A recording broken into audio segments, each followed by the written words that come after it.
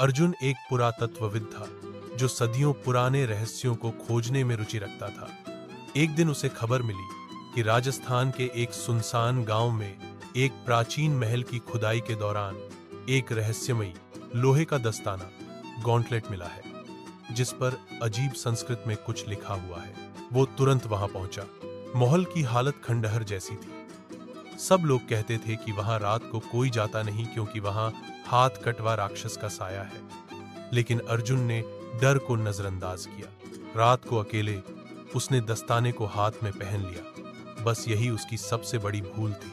जैसे ही दस्ताना उसकी कलाई पर कसा, उसकी आंखों के सामने अंधेरा छा गया। उसे अपने कानों में कोई फुसफुसाहट सुनाई दी। जिसने इसे पहना, उसका हाथ अब उसका नहीं, अर्जुन का हाथ अपने आप हिलने लगा। वो चाहकर भी उसे रोक नहीं पा रहा था।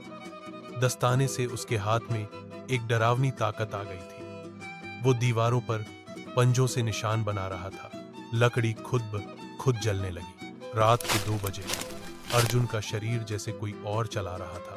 वो महल के तहखाने में पहुंचा, जहां दीवारों पर हाथों की कटी हुई छायाएं थीं, जैसे किसी ने सैकड़ों सालों से वहां आकर हाथ खोए हों।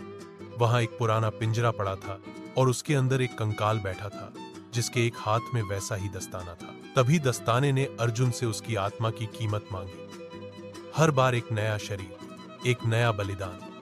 अर्जुन चिल्लाया, नहीं, मैं तुम्हारा गुलाम नहीं बनूंगा। लेकिन दस्ताने ने धीरे धीरे उसकी त्वचा को चीरना शुरू कर दिया। उसकी आंखें लाल हो गईं।